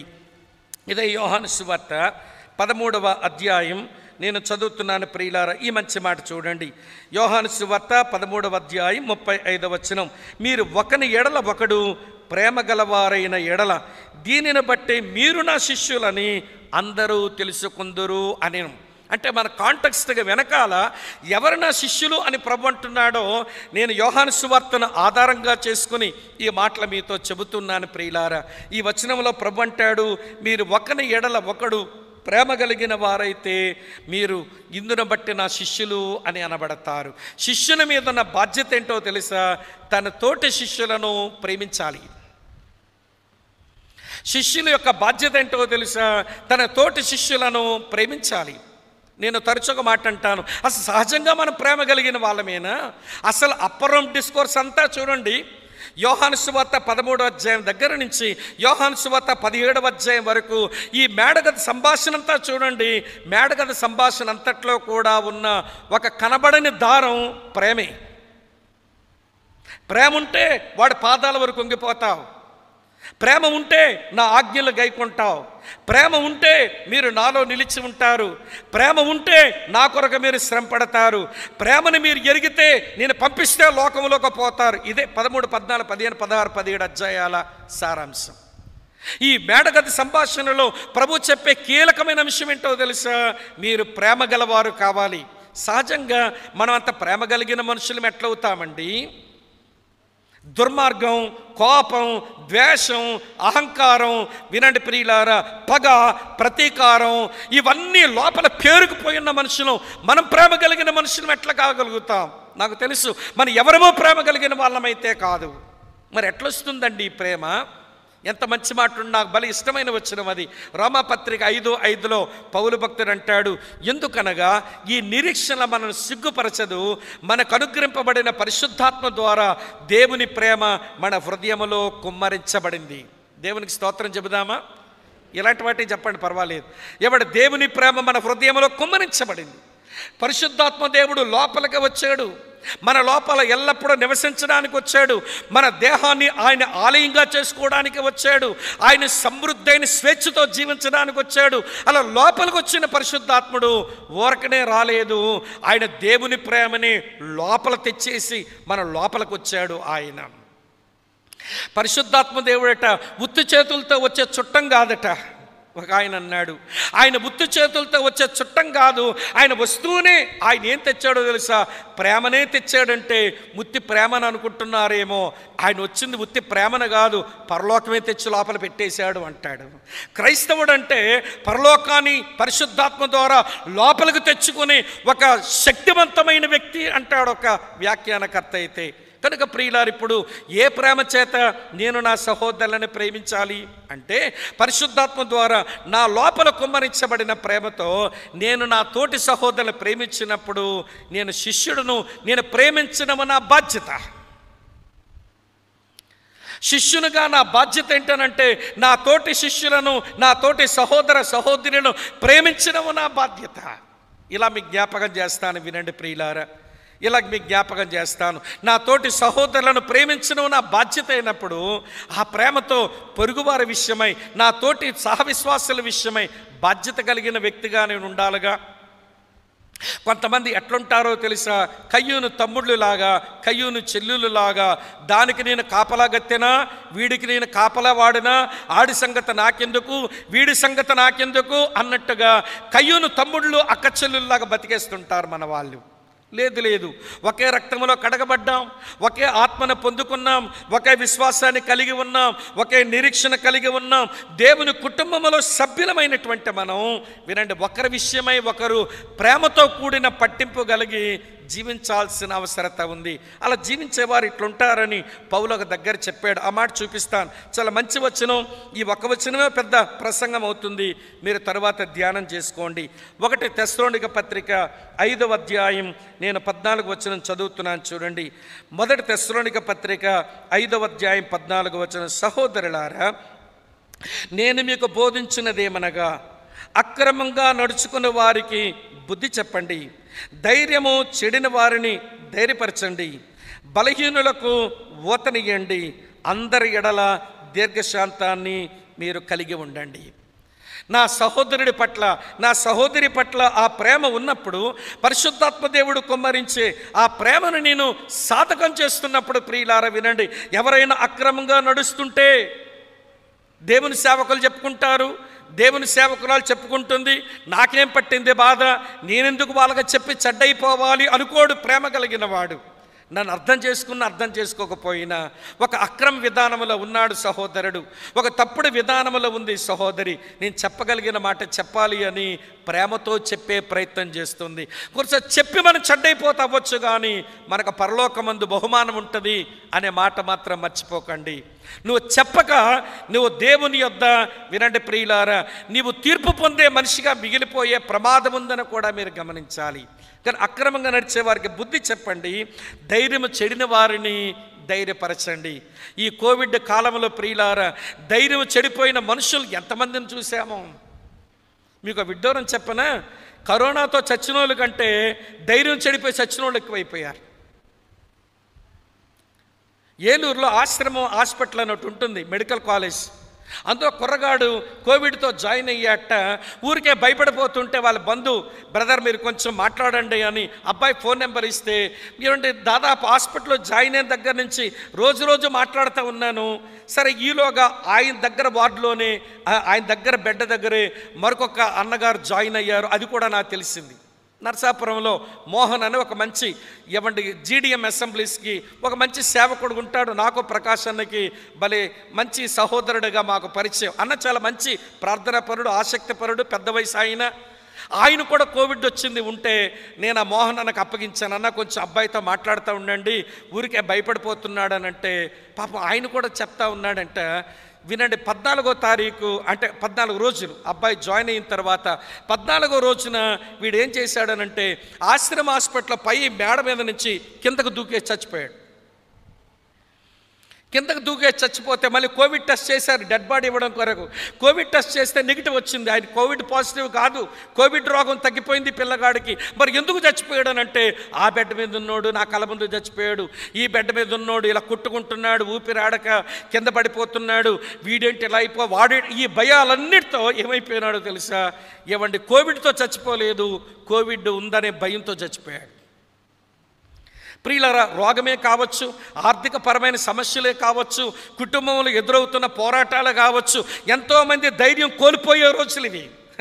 ఈరోజు మన వాళ్ళే, మనతో కలిసి సావాసం చేస్తున్న వాళ్ళే, మనతో పాటు బలను సమీపిస్తున్న వాళ్ళే, మనతో పాటు ప్రభువుకు ప్రార్థన చేసిన వారే ధైర్యాన్ని కోల్పోతున్నారు. మరి ఈరోజు వారిని ప్రేమించే వ్యక్తిగా వారిని ధైర్యపరచాల్సిన బాధ్యత మన మీద ఉంది అంటుంది లేఖనం. ధైర్యం చెడిన వారిని ధైర్యపరచండి, బలహీనులకు ఊతనివ్వండి, బలహీనులకు ఊతనివ్వండి. నీ యొక్క మాట లేక నీ ఉనికి లేదనుకుంటే నువ్వు చేసే ఒక చిన్న పని వాళ్ళకి ఎంతో ఊతనిచ్చిందైతే ప్రియమైన స్నేహితులారా, వాళ్ళు విరజమ్ముకుంటారు. మళ్ళీ ఈరోజు అంత గొప్ప బాధ్యత శిష్యులుగా మన మీద ఉంటే, యేసు ప్రభుని నమ్మాం, విశ్వాసులమయ్యాం, ఆయన వెంబడిస్తున్నాం, మేము శిష్యులమే అనుకుంటున్నాం. అయితే మంచిదే అనుకో, కానీ మరి బాధ్యతలు విస్మరిస్తే ఎలాగా? నేను ముందే చెప్పాను, భాగ్యాలు అనుభవించి బాధ్యతలు విస్మరించే వాళ్ళు బరితెగించిన వాళ్ళు అని. భాగ్యాలు మాత్రమే అనుభవిస్తారట, వీళ్ళకి ఏ బాధ్యతలు వీళ్ళకి పట్టమంట. వీళ్ళు బరితెగించిన క్రైస్తవులు చాలామంది సంఘాల్లో ఉంటారు. ఈ దుస్థితి మనలో ఎవరికి కలగకుండా ఉండును గాక.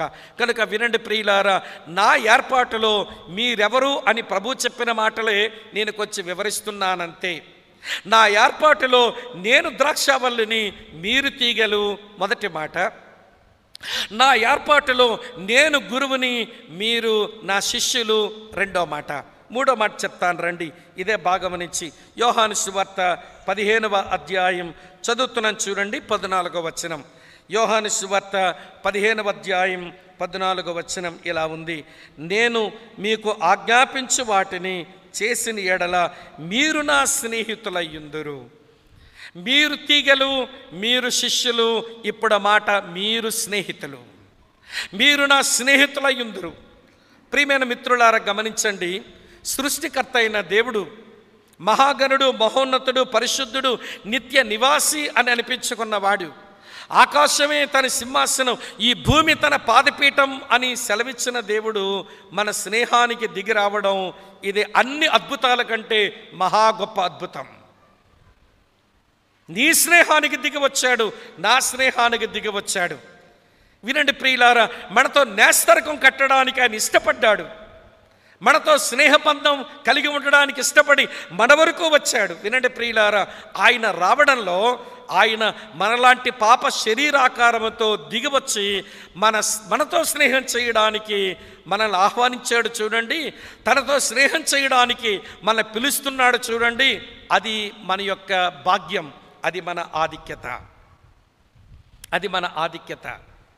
ఎవరితో స్నేహానికి పిలువబడ్డాము?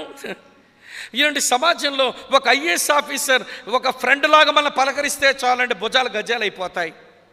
ఒక ఎమ్మెల్యే వచ్చి భుజమే చేసి చిన్న పలకరింపు పలకరిస్తే చాలండి, అబ్బా నాకు ఎమ్మెల్యే గారు భుజమే చేసి పలకరించారని పొంగిపోతాం. అలాంటిది ప్రియులారా, ఆకాశమే తన సింహాసనంగా చేసుకున్నవాడు, ఈ భూమిని తన పాదపీఠంగా చేసుకున్నవాడు నీ స్నేహానికి నీలాంటి పాప శరీరాకారంతో దిగి వచ్చాడు. ఎందుకంటే స్నేహానికి కావాల్సింది కామన్ గ్రౌండ్. అందుకే ఆమోసి మాట అన్నాడు. ఆమోసు గ్రంథం 3వ అధ్యాయం 3వ వచనంలో ఉంటుంది, సమ్మతి లేకుండా ఇద్దరు కూడి నడుతురా. ఒక ఇరువురు మధ్య సమ్మతి రావాలి, అప్పుడే స్నేహం పుడుతుంది. ఇద్దరి మధ్య సమ్మతి కుదరాలి, అప్పుడే స్నేహం పుడుతుంది. మనతో తన సమ్మతిని వ్యక్తం చేయడానికి ఆయన మనలాంటి పాప శరీరాకారముతో ఆయన మన వరకు వచ్చాడు. మరి మనము సమ్మతిని వ్యక్తపరచడానికి ఫిలిప్పీ పత్రిక 2వ అధ్యాయం 5వ వచనం ప్రకారం క్రీస్తు యేసుకు కలిగిన ఈ మనస్సు మీరును కలిగి ఉండండి అంటాడు. మనలాంటి శరీరం ఆయన వేసుకుని వచ్చాడు కన్య మరియ పొట్టలోంచి. ఆయనకు లాంటి మనసు మనం కలిగి ఉంటే ఆయనకు మనకి సమ్మతి కుదురుతుంది గనక స్నేహం ఉత్పత్తి అవుతుంది, స్నేహం అనేది జనిస్తుంది. కనుక ప్రియమైన మిత్రులారా వినండి, ఆయన మన స్నేహం కొరకు మన వరకు దిగి రావటం, ఈ బైబిల్ దేవుడు తను సృజించిన మనుషులతో స్నేహం చేయగోరేవాడు. మీకు బాగా తెలుసు, అబ్రాముతో స్నేహం చేసినాడు, మోషేతో స్నేహం చేశాడు. నూతన నిబంధన క్రైస్తవులమైన మనందరితో స్నేహం చేయాలనుకుంటున్నాడు. నా నేస్తమా, నా స్నేహితుడా అని పిలవడానికి ఆయన ఇష్టపడుతూ ఉండడం, ఇది మనం చేసుకున్న మహా గొప్ప భాగ్యం. మంచిది, ఆయన స్నేహానికి మనం ఆహ్వానించబడ్డాం. మన స్నేహం కొరకు ఆయన మన వరకు దిగి రావడం, ఇది మనకు దొరికిన ఆధిక్యతే. మంచిది. మరి మన బాధ్యత ఏంటి అని అంటే 2 మాటలు మళ్ళీ చెప్తాను వినండి. నేను ఎవరితోనైతే స్నేహం చేస్తుంటానో వినండి ప్రియులారా, ఆ వ్యక్తి కొరకు నా దగ్గర 2 కనబడాలి. ఒకటి, నా స్నేహితుని కొరకు నా సమయాన్ని నేను వ్యయపరచాల్సి ఉంటుంది, వ్యయపరచాలి. అలాగనే నా స్నేహితుని కొరకు నా దగ్గర ఏదో ఉంది, అతనికి కావలసింది నేను ఇవ్వాలి. అది నేను ధనము కూడా ఇచ్చి నా స్నేహాన్ని నేను వ్యక్తపరచుకోవాలి. ఈ 2 కలిపితే సమర్పణ, ఈ 2 కలిపితే సమర్పణ. స్నేహితునికి ఉండేటువంటి మొదటి బాధ్యత ఏంటో తెలుసా? నీ సమయము, నీ ధనము లేదా నీ బలం కూడా కలుపుకోండి. సమర్పణతో నా స్నేహాన్ని పటిష్టం చేసుకోవాలి. యేసు ప్రభు నేస్తమా నేస్తమా నేస్తమని నీ దగ్గరకు వస్తున్నాడు. కానీ నువ్వేమో సరైన సమర్పణ లేకుండా, వినండి ప్రియులారా, నీ సమయమా సమర్పించావు, నీకున్న ఎవడి తలాంతులా సమర్పించావు, నీకున్న బలమా సమర్పించావు, నీకున్న ధనమా సమర్పించావు. ప్రతి దాంట్లో కూడా బిగబట్టుకొని నీకు దేవుడిచ్చిన సమయాలన్నీ నీవే కష్టపడి సంపాదించుకున్నట్టు నీ సమయం నీ కొరకే వాడుకుంటావు. నీవు సంపాదించిన డబ్బంతా నా కష్టార్జితం అనుకుంటున్నావు తప్ప దేవుడు ఆయుష్ ఇస్తే, ఆరోగ్యం ఇస్తే, కష్టించే పనిచేసి సంపాదించే నెరక ఈ డబ్బుకు నేనే హక్కుదారుడన్నట్టు బతుకుతాము. ఆ కారణం చేత ప్రియులారా, మన బాధ్యతను స్నేహితులుగా మనం విస్మరిస్తున్నాం. ఇంకొక మాట చెప్తాను. స్నేహితుని యొక్క బాధ్యతలు, మొదటి బాధ్యత సమర్పణ అయితే, రెండో బాధ్యత ఏంటో తెలుసా? వినండి ప్రియులారా, పారదర్శకత. పారదర్శకత. స్నేహితుల దగ్గర దాసిమూసి బతకూడదు, స్నేహితుల దగ్గర దాపరికాలతో జీవించకూడదు. అప్పుడు స్నేహితుని యొక్క సహాయాన్ని అందుకోలేము. నేను యేసు ప్రభు నమ్మిన తర్వాత ఏమండి, కొద్దిగా ఈ భక్తిలో ఎదుగుతున్న రోజుల్లో నాకు కొంచెం ఆటల పిచ్చి ఎక్కువ. ఆటలకు పరిగెత్తేవాడిని, బాగా ఆటలాడేవాడిని కనుక ఆటలంటే ఇష్టం కనుక ఆటలు పరిగెత్తేవాడిని. ఆ బైబిల్ స్టడీకి పోవటము, లేకపోతే ప్రార్థన మీటింగ్కి వెళ్ళడము, దీనికంటే నా ఆటలు చాలా ప్రాముఖ్యమైపోతే వినండి, నన్ను ప్రభువులో నడిపించే ఆ పనిలో దేవుడు వాడుకున్న ఒక సహోదరుడు, నేను ఒక ఆటలో నేను ఉన్నాను, ఆయన వచ్చాడు. తమ్ముడు నిన్ను కలవడానికే వచ్చానన్నాడు. ఆట అవి పోరాదా, కలవచ్చుగా పెద్ద ఆయన్ని, మనకు ఆట పోతుందనే భయంతో అన్నా నేను ఇప్పుడు కలవలేను, మళ్ళీ వచ్చి కలుస్తాను, వెళ్ళిపోండి అంటే ఆ మహానుభావుడు పోలా. 10 గంటల నుంచి అది క్రికెట్ మ్యాచ్, అది ఉదయం 10 గంటల నుంచి సాయంత్రం 4 గంటల వరకు ఆ తుమ్మ చెట్ల కింద అట్లనే కూర్చున్నాడు. ఈడేంట్రా పోడేంట్రా బాబు, నా పీకల మీదకి వచ్చాడు ఈరోజు, వెళ్ళిపోమంటే వెళ్ళడేంటి అనుకున్నాను. మధ్యాహ్నం మాకేదో టిఫిన్లు వచ్చాయి ఆట మధ్యలో, మేము టిఫిన్ తిని మళ్ళీ ఆటలో పడ్డాను. కానీ అతను భోజనం కూడా లేదు, అలాగే కూర్చున్నాడు అక్కడ. 4 గంటల ఆట అయిన తర్వాత ఏదో పెద్ద ప్రేమ ఉన్నట్టు ప్రైజ్ లార్డ్ అన్నా అంటూ దగ్గరే వెళ్ళాను. ఆయన ఏమి నొచ్చుకోలేదండి. నొచ్చుకోకుండా భుజమే చెయ్యేసి చిన్న నవ్వు నవ్వి ఒక మాట అన్నాడు. తమ్ముడు, ఒక చిన్న స్టోరీ చెప్పి వెళ్ళిపోదామని ఇంతసేపు ఉన్నాను అన్నాడు. అన్నా నేను వచ్చి కలిసేవాడిని కదన్నా, మీరు ఆ స్టోరీ కొరకే ఉండిపోయారంటే, లేదు లేదు తమ్ముడు, ఈ స్టోరీ నీకు ఇప్పుడు కరెక్ట్ టైం ఇప్పుడే చెప్పాలి అన్నాడు. చెప్పండి అన్నా. ఏమి లేదు తమ్ముడు, మనమిద్దరం ఒక ఏరుకు నదికి స్నానానికి పోయాం. నాకు అస్సలు ఈత రాదు, నీకు బాగా ఈతొచ్చు. నువ్వేమో లోపల దిగి స్నానం చేస్తున్నావు, ఈత కొడుతున్నావు. నీలాగే నాకు ఈత కొట్టాలని, స్నానం చేయాలనుంది. నేను కూడా దిగిపోయాను. ఈలోగా ప్రవాహం వచ్చి కొట్టుకుపోతుంటే నేను వెళ్ళిపోతున్నాను. తమ్ముడు స్వామి నన్ను రక్షించని అరుస్తున్నాను. నువ్వు వచ్చి ఇట్లా నా తల వెంట్రుకలు పట్టుకున్నావు లాగడానికి, నా జుత్తు నీ చేతికి ఊడొచ్చింది తమ్ముడు అన్నాడు. నా జుత్తు నీ చేతిలోకి ఊడొచ్చింది. నువ్వు ఆ జుత్తును చూసి ఏమనుకుంటున్నావు? అరే, ఈ గోమాసన్న జుత్తంతా ఊడిపోయినోడని ఎప్పుడైనా చెప్పుంటే నేను మరొకటేదో పట్టుకొని రక్షించుండేవాడినే కదా, విగ్గు పెట్టుకొని ఇంత భలే నటించాడే వీడు అని మీరు అనుకుని, అయినా మా గోమాసన్న రక్షించాలని మళ్ళీ ఈదుకుంటొచ్చావు, నా చెయ్యి పట్టుకొని లాగావు, నా చెయ్యి కూడా నీ చేతికి ఊడొచ్చింది అన్నాడు. అరే, గోమాసన్న ఎప్పుడు కనబడినా జోబులో చెయ్యి పెట్టుకొని కనబడేవాడు, ఇతని చెయ్యి కృత్రిమైన చెయ్యి అని ఎప్పుడైనా చూపించుకొని ఉండుంటే మా గోమాసన్న నడుము పట్టుకొని రక్షించుండేవాడిని అని నువ్వు అనుకుంటున్నావు తమ్ముడు. ఈలోగా ప్రవాహ పొరవడి పెరిగిపోయి నేను కింద కొట్టుకొని పోయి చచ్చాను తమ్ముడు. ఇప్పుడు నా చావుకు నేరారోపణ చేస్తే నేను నేరస్తుడనా లేక రక్షించపోయినోడు నువ్వు నేరస్తుడువా అన్నాడు. నేనెందుకు నేరస్తుడిని అవుతానన్నా? నేనెందుకు నేరస్తుడిని అవుతాను? నువ్వు చెప్పావు ఎప్పుడైనా నీ జుత్తు విగ్గు జుత్తు అని? నువ్వు చెప్పావు ఎప్పుడైనా నీ చేయి కృత్రిమ చెయ్యని? నాకు తెలుసుంటే ఇంకోటేదో పట్టుకొని రక్షించుండేవాడిని కదా. నువ్వేమో నా దగ్గర నటించావు కదా బాగా అనుకుంటాను, కానీ నేనెందుకు నేరస్తుడినన్నా అన్నా నేను. అప్పుడు ఆయన అన్నాడు, నువ్వు దేవుని సన్నిధికి రావట్లేదు తమ్ముడు, సరిగా ప్రార్థన చేసుకోవట్లేదు, నీ లోపల ఏవో దేవునికి విరుద్ధమైన పాపాలేవో చోటు చేసుకున్నాయి, అది నువ్వు చెప్పకుండా నటించేస్తున్నావు. నీవు ప్రవాహపు ఈ లోక ప్రవాహ వరబడిలో కొట్టుకుని పోయి సైతాన్ని తోసుకుని పోతుంటూ నువ్వు నరకానికి వెళ్ళిపోతే నేను నేరస్తున్నా నువ్వు నేరస్తుడువా అన్నాడు. బిక్క చచ్చిపోయాను. నువ్వు నిజంగా నాతో సావాసం చేస్తే, నేను నీకు ఒక ఆధ్యాత్మిక అన్నయ్యను స్నేహితుడిని అనుకుంటే నీ దగ్గర ఏవో దాపరికాలు ఉన్నాయి తమ్ముడా, అందుకే నేను ఏమి సహాయం చేయలేకపోతున్నాను, నువ్వు ఇలా దాచుకోవడం నీకు సరైనది అనిపించిందా అన్నాడు. ప్రియులారా, మనసంతా కలుక్కుమంది ఆ రోజున. ఈ రోజున మన దగ్గర ఏమనుకోకపోతే చెప్తాను, దేవుని సేవకులకు కళ్ళు మూసి జల్లగొట్టే విశ్వాసులు ఉంటారు. సేవకులకు తెలియనివ్వరు, తోటి విశ్వాసులు తెలియనివ్వరు, వారి లోపాలు అస్సలే కనబడనివ్వరు. వారు ఎట్లున్నారు, మేము చాలా బాగా భక్తి చేస్తున్నామండి, మేము చాలా ప్రార్థన చేస్తున్నామండి అని చెప్పి ప్రియమైన స్నేహితులారా దేవునితోనే నటించేస్తుంటే వినండి ప్రియులారా, ఎవరు నీకు సహాయపడతారు? స్నేహం దగ్గర దాపరికానికి చోటు ఉండకూడదు. ఏ స్థలంలోనైతే దాపరికానికి చోటు ఉందో అక్కడ సావాసం ఉండదు. అందుకే ఇలా అన్నాడు యోహాను భక్తుడు. 1 యోహాను పత్రిక 1వ అధ్యాయం 7వ వచనంలో అంటాడు కదా, ఆయన వెలుగులో నడుచుచున్న ప్రకారము మనమును వెలుగులో నడిచినట్లయితే అన్యోన్య సావాసము గలవారమగుదము. నేను మీ స్నేహితుడను, మీరు నా స్నేహితులు. నా స్నేహానికి మీ వరకు దిగొచ్చాని, నాతో స్నేహం చేయడానికి మిమ్మల్ని పిలుస్తున్నానే, అది మీ ఆధిక్యత. మీ బాధ్యత ఏంటో తెలుసా? సమర్పించుకోండి. మీ బాధ్యత ఏంటో తెలుసా? పారదర్శకంగా ఉండండి. ఈ రోజున ఈ మందిరంలో కూర్చున్న మనలో ఎంతమందిమి ఆయనకు నిజంగా సమర్పించుకొని ఆయన దగ్గర పారదర్శకతతో, లేక ఒక తెరిచిన పుస్తకంలాగా దేవుని ముందు బ్రతుకుతున్నాము అనే విషయాన్ని ఈరోజు ఆలోచించాలని నేను మీకు మనవి చేస్తున్నాను. యేసుని ఏర్పాటులో మనము ఎవరం? మనము తీగలము, మనము శిష్యులము, మనము స్నేహితులం. 3 మాటలు చెప్పాను. 4వ మాట చెప్తాను రండి. మన థీమ్ వెర్స్ ఒకసారి చదువుదాం మళ్ళీ ఒక మారు. యోహాను సువార్త 15వ అధ్యాయం 16వ వచనం. మీరు నన్ను ఏర్పరచుకొనలేదు, మీరు నా పేరట తండ్రిని ఏమి అడుగుదురో అది ఆయన మీకు అనుగ్రహించినట్లు మీరు వెళ్ళి ఫలించుటకును మీ ఫలము నిలిచి ఉండుటకును నేను మిమ్మల్ని ఏర్పరచుకొని నియమించితిని.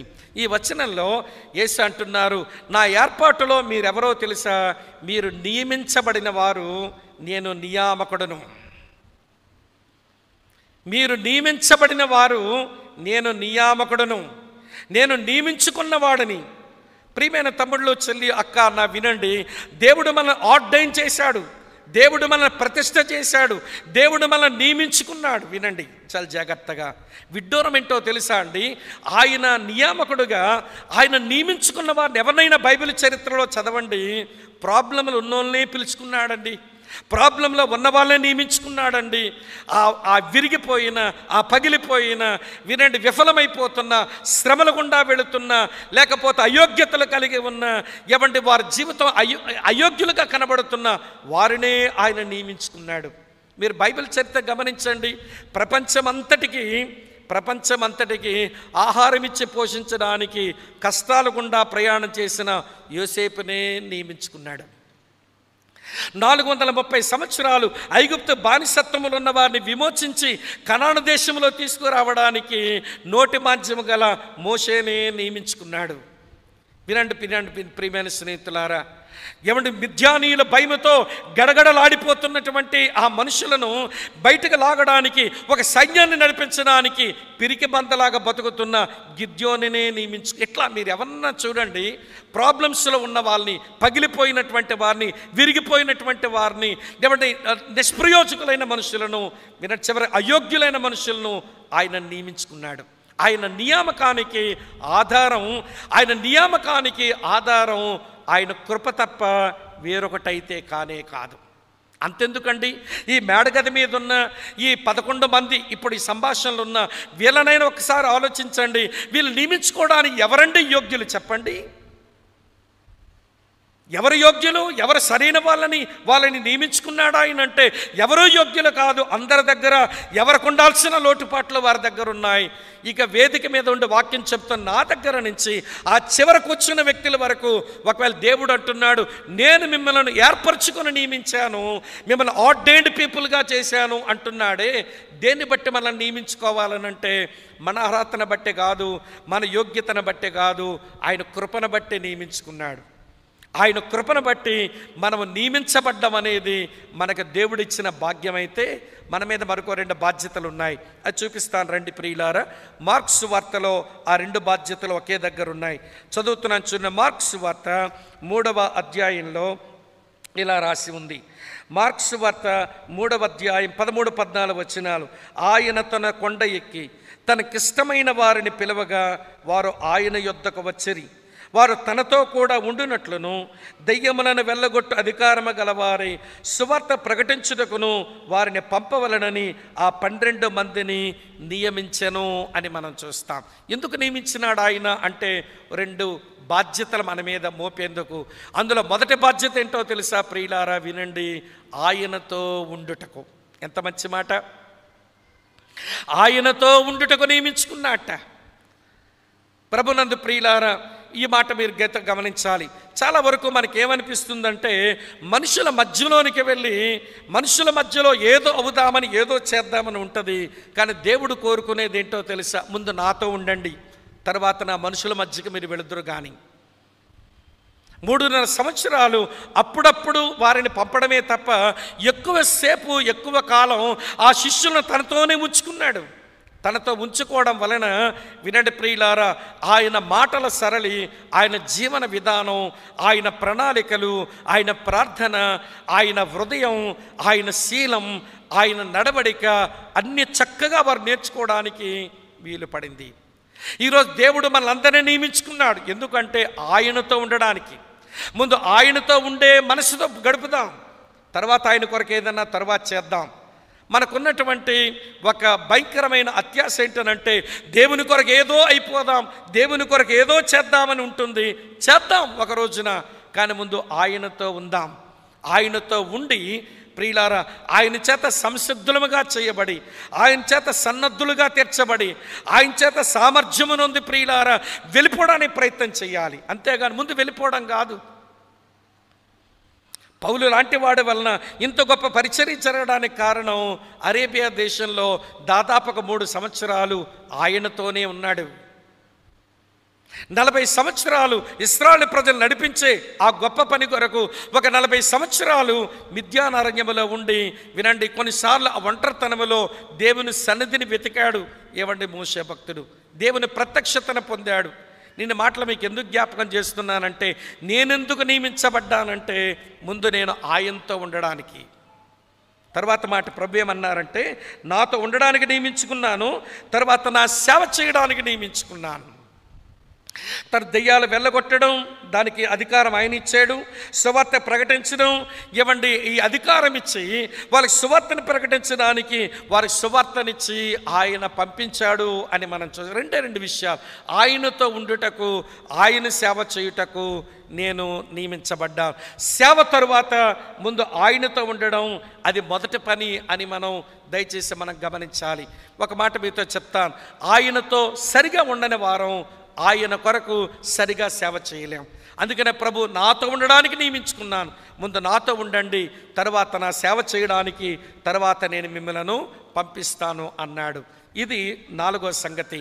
యేసుని యొక్క ఏర్పాటులో మనం ఎవరము అనే విషయాన్ని మనం ఆలోచిస్తున్నాం. ప్రియులారా, జ్ఞాపకం చేసుకునండి. మీరు తీగలు, మీరు శిష్యులు, తర్వాత మీరు స్నేహితులు, తర్వాత మీరు నియమించబడిన వారు. 5వ సంగతి చెప్పి ముగించేస్తాను. ఇదే యోహాను సువార్త 15వ అధ్యాయంలో ఇలా వ్రాసి ఉంది. ప్రియులారా, చదువుతున్నాను చూడండి ఈ మంచి మాట. 20వ వచనం ఇలా ఉంది. యోహాను సువార్త 15వ అధ్యాయం 20వ వచనం. దాసుడు తన యజమానుని కంటే గొప్పవాడు కాడని నేను మీతో చెప్పిన మాట జ్ఞాపకం చేసుకునుడి. లోకులు నన్ను హింసించిన ఎడల మిమ్మును కూడా హింసింతురు, నా మాట గైకొనని ఎడల మీ మాట కూడా గైకొందురు అన్నాడు. ఈ వచనంలో ఆయన చెప్పిన మాట ఏంటో తెలుసా? దాసుడు తన యజమానుని కంటే గొప్పవాడు కాడు అన్నాడు. ఈ వచనంలో ప్రభు చెప్తున్న మాట ఏంటో తెలుసా? మీరెవరో తెలుసా? దాసులు అంటున్నాడు. నేను యజమానిని, నేను మిమ్మల్ని స్నేహితులుగానే పిలుస్తున్నాను, అందులో ఏమీ అనుమానమే లేదు. కానీ నేను యజమానిని, మీరు దాసులు అనే విషయాన్ని మీరు గమనించాలి అన్నది ప్రభు యొక్క మనసు. ప్రియులారా వినండి, యజమాని వినండి. ఇక్కడ దాసులు అనేటువంటి మాట ఏమంటే బాండ్ సర్వెంట్ లేదంటే కట్టు బానిస అని అర్థమిచ్చి కీలకమైన పదం ఇక్కడ ఉపయోగించబడితే, యేసు ఎవరు అంటే మనల్ని కొనుక్కున్న మన యజమాని. ఆయన మనల్ని కొనుక్కున్న మన యజమాని. ఆయన మనల్ని కొనుక్కున్నాడు. ఈ విషయం మనం బాగా ఎరుగుదాం. ఆయన తన అమూల్యమైన రక్తమే పెట్టి మనల్ని కొనుక్కున్నాడు. ఈ సంగతి మనకు బాగా తెలుసు కనుక వినండి, ఆయన చేత కొనబడిన మనం, వినండి ప్రియులారా, కొనబడేటువంటి ఆ భాగ్యం మనకు లభ్యమయ్యింది. అది మన ఆధిక్యత అయితే ఇప్పుడు మన మీద కొన్ని బాధ్యతలు ఉన్నాయి. ఏమిటా బాధ్యత అంటే, దాసుని యొక్క బాధ్యత ఏంటో తెలుసా? మొదటి మాట, ఆయన చిత్తము చేయుట. అంతే. నా యజమానుని చిత్తము చేయటమే నాకు అన్నపానం అనుకోవడం వరకు మనం రావాలి. నా తండ్రి చిత్తము చేయటమే నాకు అన్నపానాలు అనుకున్నాడే మన ప్రభు. మన ప్రభు అయిన యేసుక్రీస్తు వారి యొక్క చిత్తాన్ని నెరవేర్చడమే నాకు అది అన్నపానం అనుకుని, 1 యోహాను పత్రిక 2వ అధ్యాయం 17వ వచనం ప్రకారము, లోకము దాని ఆశలు గతించిపోతాయి కానీ నా చిత్తము నెరవేర్చేవాడు నిరంతరము నిలుస్తాడు కదా. ఈరోజు మనం ఆయన చేత కొనబడిన దాసులం లేదా బానిసలం. మన మీద ఉన్న బాధ్యత ఏంటో తెలుసా? ఆయన చిత్తం చేద్దాం, ఆయన చిత్తాన్ని చేద్దాం.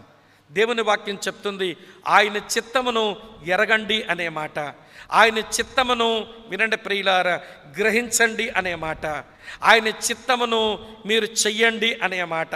చిత్తం అంటే మళ్ళీ ఏదో దేవుని వాక్యం పట్టేసుకొని అని ఉన్న ఆలోచనలు దేవుని చిత్తం వెతకొద్దు. దేవుడు ఆల్రెడీ తన చిత్తం ఏదో వాక్యంలో స్పష్టంగా చెప్పాడు. నేను ఒక లైన్ ఇలాగ అనుకుంటాను, దేవుని చిత్తం ఏంటో తెలుసా? అందరూ రక్షించబడాలి అన్నది ఆయన చిత్తం, అంతే. రెండో మాట, రక్షించబడిన వారందరూ పరిశుద్ధంగా జీవించాలి, అదే చిత్తం, అంతే. పరిశుద్ధపరచబడిన వారంతా నా సేవ చెయ్యాలి, అదే చిత్తం, అంతే. ఆయన సేవ చేసే వారందరూ శ్రమపడాలి, ఆయన చిత్తం, అంతే. శ్రమపడే వారంతా కూడా శ్రమలో నా చిత్తం ఏదో తెలుసుకోవాలి, అదే చిత్తం, అంతే. ఈ 5 సంగతులు తెలియకపోతే ఇక ఏ కోణంలో నువ్వు ఆయన చిత్తాన్ని వెతుకుతావు? ప్రభునందు ప్రియమైన స్నేహితులారా, ఆయన యొక్క సంపూర్ణ చిత్తం భలే తేటగా లేఖనములో బోధించినా కానీ ఇంకా మాకేదో ఆయన చిత్తం తెలియదు అన్నట్టుగా వినండి సర్కస్సులు చేస్తున్నారు మన వాళ్ళు. ఈ 5 మాటలను కనీసం జ్ఞాపకం ఉండనివ్వండి. అందరూ రక్షించబడాలన్నది ఆయన చిత్తం, రక్షించబడిన వారంతా పరిశుద్ధంగా జీవించాలన్నది ఆయన చిత్తం, పరిశుద్ధంగా జీవిస్తున్న వారంతా ఆయన సేవ చెయ్యాలన్నది ఆయన చిత్తం, సేవ చేస్తున్న వారందరూ శ్రమపడాలి అన్నది ఆయన చిత్తం, శ్రమపడే వారందరూ శ్రమలో ఆయన చిత్తాన్ని తెలుసుకోవాలన్నది మళ్ళీ ఆయన చిత్తం, అంతే. మరి దాసులంగా ప్రియులారా, ఆయన చేత కొనబడినటువంటి ఎవడి కట్టుబానిసలంగా ఆయన చిత్తం చేద్దాము. మరొక మాట చెప్పి నేను ముగించేస్తాను ప్రియులారా. ఆ మాట ఏంటో తెలుసా? నేను యజమానిని, మీరు నా దాసులైతే, నేను కొనుక్కున్న దాసులు, మీరు కట్టుబానిసలు గనక వినండి, పనివానికి జీతం ఉంటుంది, బానిసకు జీతం ఉండదు. సర్వెంట్కు శాలరీ ఉంటుంది, స్లేవ్కి శాలరీ ఉండదు. పనివానికి హక్కులు ఉంటాయి, ఈ టైంకి వస్తాడు, ఈ టైంకి పోతాడు, కానీ బానిసకు హక్కులు ఉండవు. పనివాడు, వినండి ప్రియులారా, పనివాడు వేతనం కొరకు పనిచేస్తాడు, వినండి ప్రియులారా, కానీ బానిస వేతనం కొరకు ఎదురు చూడ్డు. పనివాడికి రెస్పెక్ట్ కొరకు ఎదురు చూస్తాడు, బానిస రెస్పెక్ట్ కొరకు ఎదురు చూడడు. బానిసకు గౌరవం లేదు, బానిసకు జీతం లేదు, వినండి, బానిసకు హక్కులు లేవు, బానిసకు అసలు తన మీద తనకే హక్కులు లేవండి. ఇంకెందుకు ఒక మాటలో చెప్పాలంటే, బానిసకు తన మీద తనకే హక్కులు లేవు. క్రైస్తవుడు అంటే నా ప్రభు అయిన యేసు నాకు యజమాని అని ఎంచుకున్నవాడు, నేను ఆయన చేత కొనబడ్డాను అని గ్రహింపు కలిగినటువంటి మనకు మన మీద మనకే హక్కులు లేవు అన్నట్టుగా మన మీద సర్వ హక్కులు ఆయనకి ఇచ్చినప్పుడే వినండి మనము దాసులము అనే దానికి సరిపోతాం. యేసయ్య అంటున్నాడు, నేను మిమ్మలను ఏర్పరచుకున్నాను. నా ఏర్పాటులో మీరెవరో తెలుసా?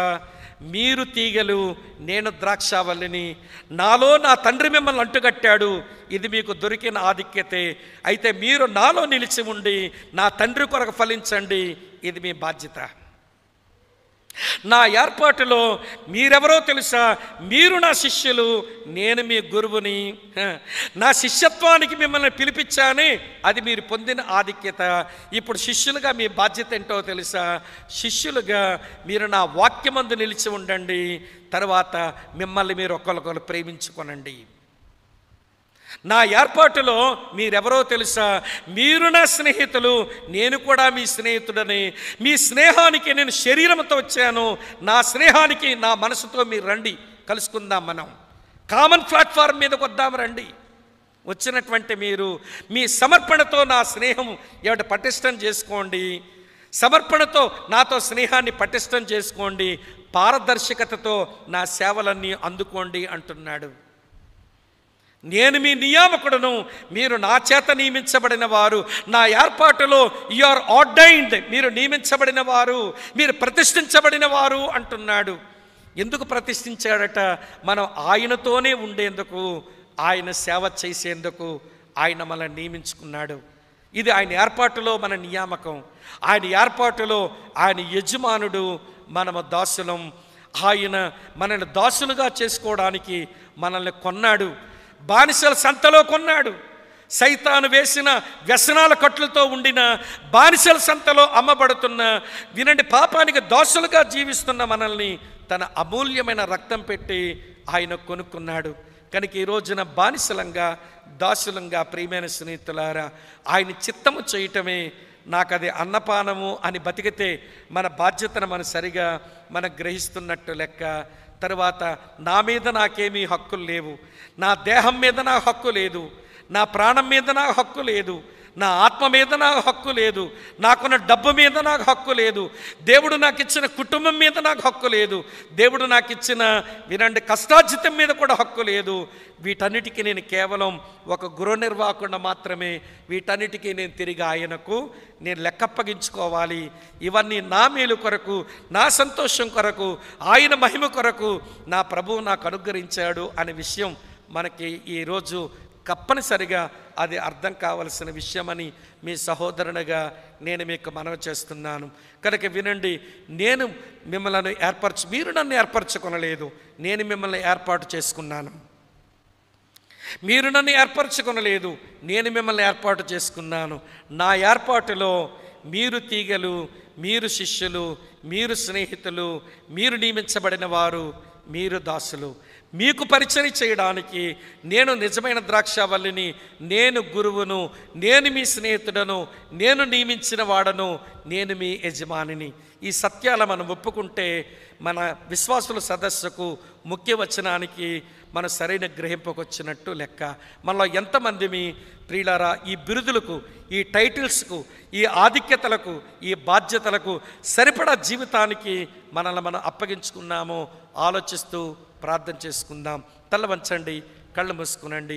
ఒకవేళ మోకరించాలి అనే మనసు ఉంటే చైర్స్ దూరంగానే ఉన్నాయి కనుక శబ్దాలు చేయకుండా మౌనంగా మోకరించి ప్రభు సన్నిధిలో తల వంచి, ప్రభువా నువ్వు ఏర్పరచుకున్నావనంటే ఎందుకొరకు ఏర్పాటు చేసుకున్నావో, నాకు ఏ స్థానం ఇచ్చావో ప్రభువా, ఈరోజు పైన ఉన్న వారు కూడా మోకరించాలనిపిస్తే మెట్ల పైన, అక్కడ గచ్చు పైన మోకరించి, ప్రభువా నీ ఏర్పాటు నాకు అర్థమైంది, నీ ఏర్పాటులో నేనెవరనో, నీవు నన్ను ఏర్పాటు చేసుకునే విధానంలో ప్రభు మీరెవరో నాకు అర్థమవుతుండగా ప్రభువా నన్ను కనికరించవా, నీ ఏర్పాటులో నన్ను ఏ స్థానానికి నువ్వు తెచ్చావో అది ఎరగక బ్రతుకుతున్న నేను దౌర్భాగ్యుడును ప్రభువా, దౌర్భాగ్యురాలను. నేను బాధ్యతలు విస్మరించి బతికించి బతుకుతున్నాను నాయన. నువ్విచ్చిన ఆధిక్యతల్లో ఆనందించలేక, నువ్విచ్చిన భాగ్యాలలో నేను భాగ్యవంతురాలను అనుకోలేక నాలో నేను కుమిలిపోతున్నాను. నా ఆత్మీయ జీవితం నాకే సంతోషాన్ని కలిగించడం లేదు. నా ఆధ్యాత్మిక జీవితంలో నేను తృప్తిగా భక్తి చేయలేకపోతున్నాను. ఏదో వెలితి, ఏదో లోటు, ఏదో లేమి నన్ను ఏడిపిస్తుంది ప్రభువా, నన్ను జ్ఞాపకం చేసి. నోర్లు తెరవండి, మెల్లన స్వరాలతో ప్రార్థన చేసుకునండి. ప్రార్థన చేసుకుందాం, ప్రార్థన చేసుకుందాం ప్రియులారా, ప్రార్థన చేసుకుందాం. నోరు తెరవండి, చిన్న స్వరాలతో ప్రార్థన చేయండి. ఇంకా చాలాదా ఈ అధ్యాయంలో ఉన్న ఈ మాటలు మనకు గ్రహింపుకు రాలేదా? ప్రార్థన చేసుకుందాం.